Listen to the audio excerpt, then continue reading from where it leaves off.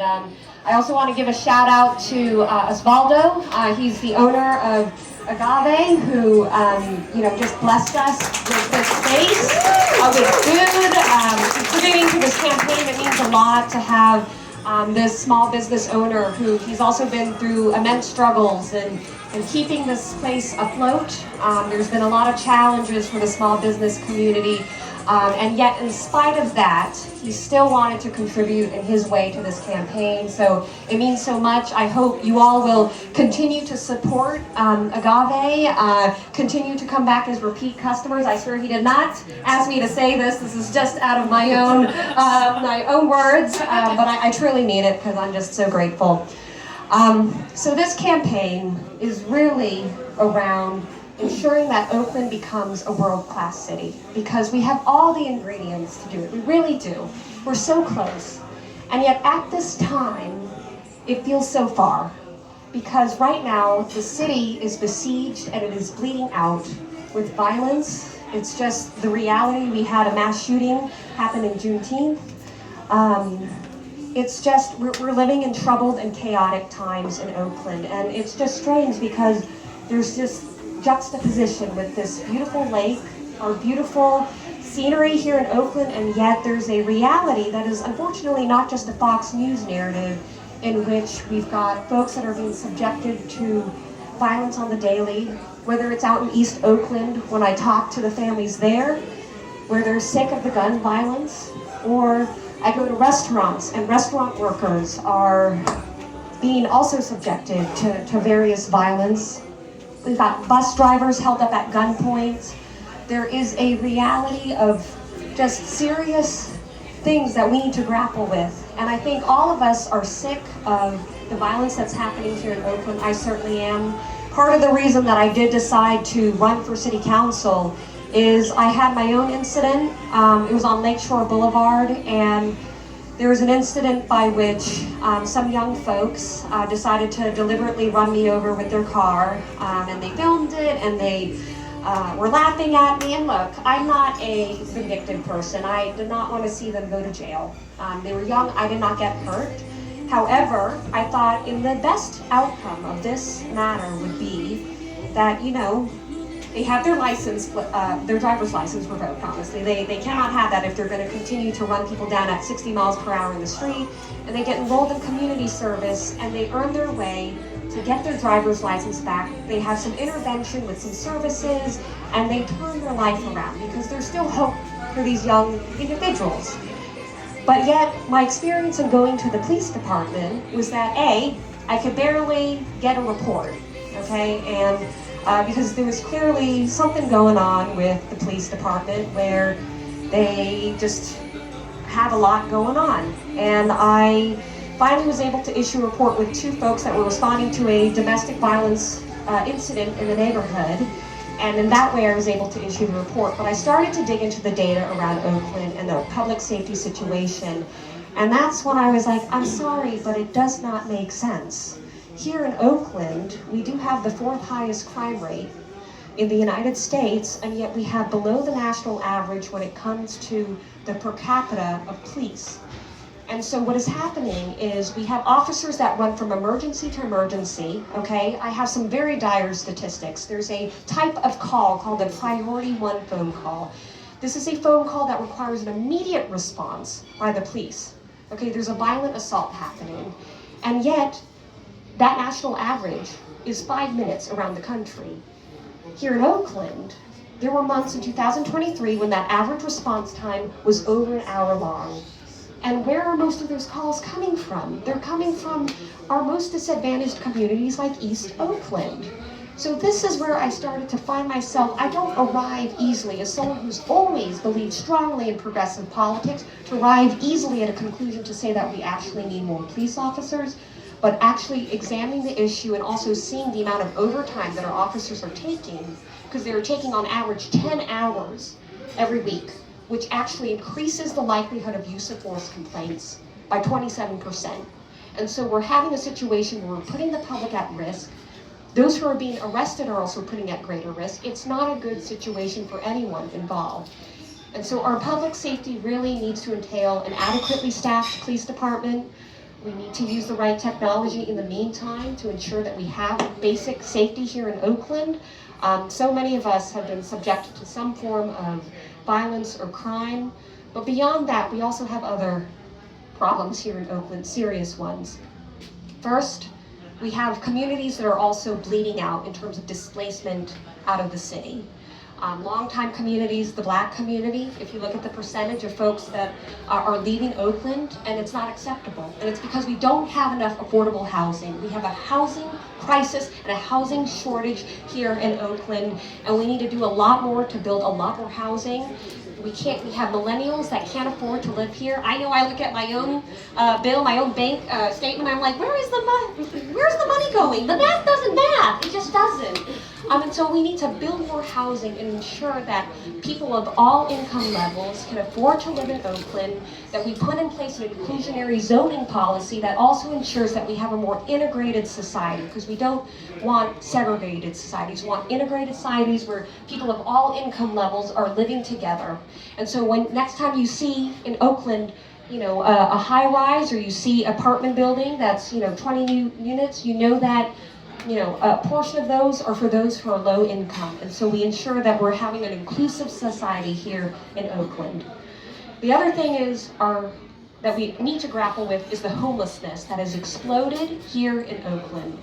The problem is that our homelessness response system actually forces people to be chronically homeless before they get help for the services that they need. If you're homeless or unhoused in this city and you seek services, you get told you're going to get put on a waiting list that says, okay, the longer you've been on the street, the sicker you are, and the more addiction that you have, only then are we going to intervene and give you services. And while in some ways the whole system is designed to prioritize the most vulnerable, what this is doing is it's literally saying, you've been on the street for a month?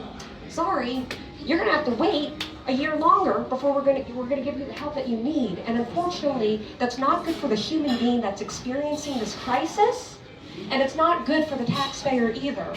And here's the problem. When you notice these stories around homelessness and how we're helping people, what you'll see is that basically we're using millions of dollars to help a handful of people. We could be a lot more smarter around our homelessness spending and think about ways to help people earlier on when they're still, before the PTSD sets in, before the addiction sets in from living on the street. So let's do that. Let's instead design systems that intervene with folks earlier, that say, we're going to line you up with a job to help also deal with the urban blight that we have here in Oakland, clean up trash, pick up, clean up the graffiti, plant trees, do things. You'll have a living wage job, and you're giving back to the city too. These are things that we need anyways in Oakland.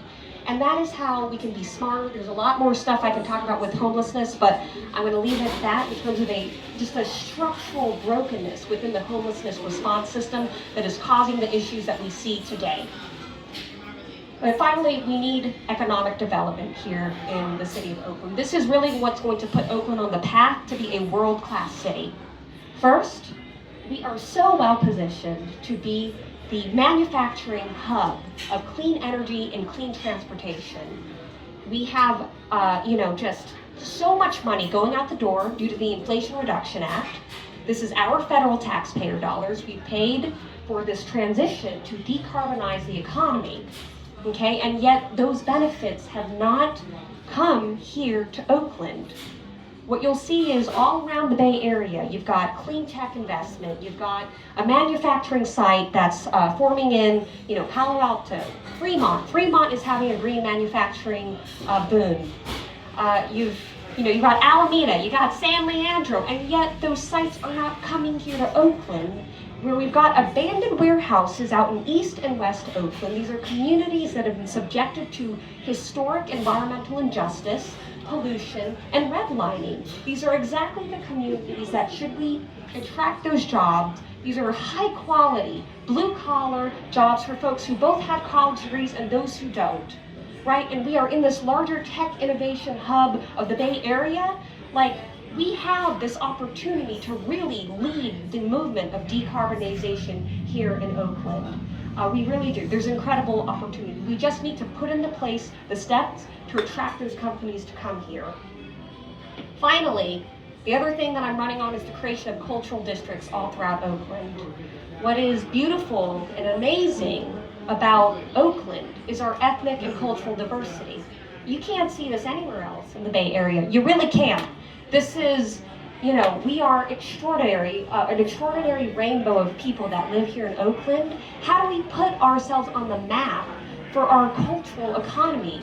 And we can do this by creating cultural districts all throughout Oakland. We should have Black cultural districts out in East and West Oakland, Latino districts, and not just cultural districts in name, because you can define a cultural district boundary. That doesn't mean anything if you don't support it with the right city policies. And with the right city policies, you can say, okay, we're going to help folks, entrepreneurs in particular, who are interested in getting started in either the restaurants, the arts, the music, fashion, things like that, we want to put Oakland on the map for.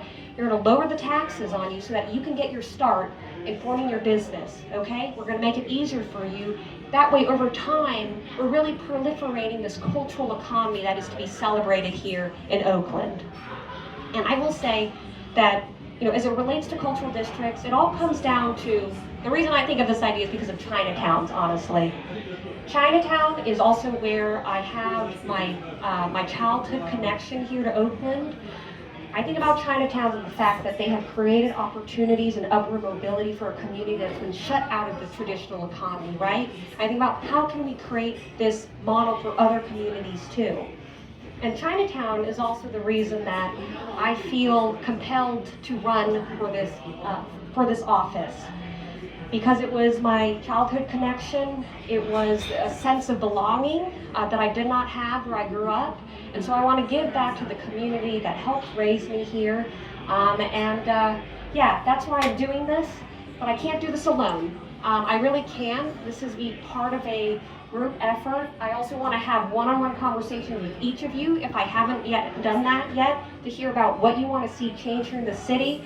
But finally, I would be remiss not to mention this, which is that I have a June 30th fundraising deadline coming up. This is a very important date.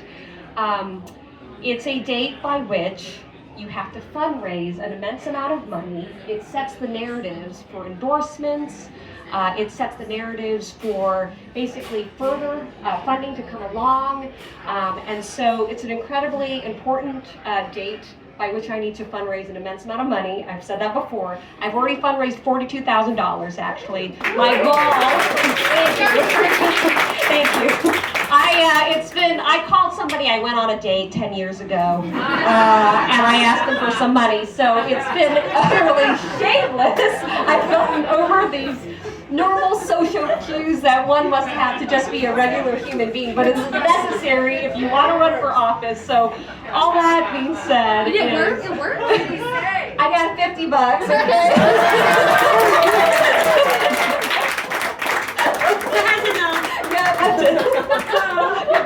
Good question. So anyways, I ask each of you, if you feel inspired or compelled or anything, if you feel anything by what I just said, I ask you to make some sort of contribution. There's QR codes out there on the table. You can donate, and it means so much that you all are out here. And I know that donating to a political candidate feels very like, I could donate to a cause, I could donate to this. But I'm telling you that the leadership, who we elected to office matters. It really does. Of course, I have a bias here in terms of trying to get the money. Nonetheless, it doesn't go to my personal account. It's going to the campaign account, because ultimately, you can have the most brilliant policy ideas in the world. If you do not get your message out there, it's going to just die. It's going to die in a forest, like a tree in a forest, or whatever that phrase is. But anyways, you understand what I mean. So please help me spread the message. I really have conviction in the ideas that I'm running on, that these are the things that will put Oakland on the right track. And I ask for you to please contribute. So thank you, everyone. Thank you so much.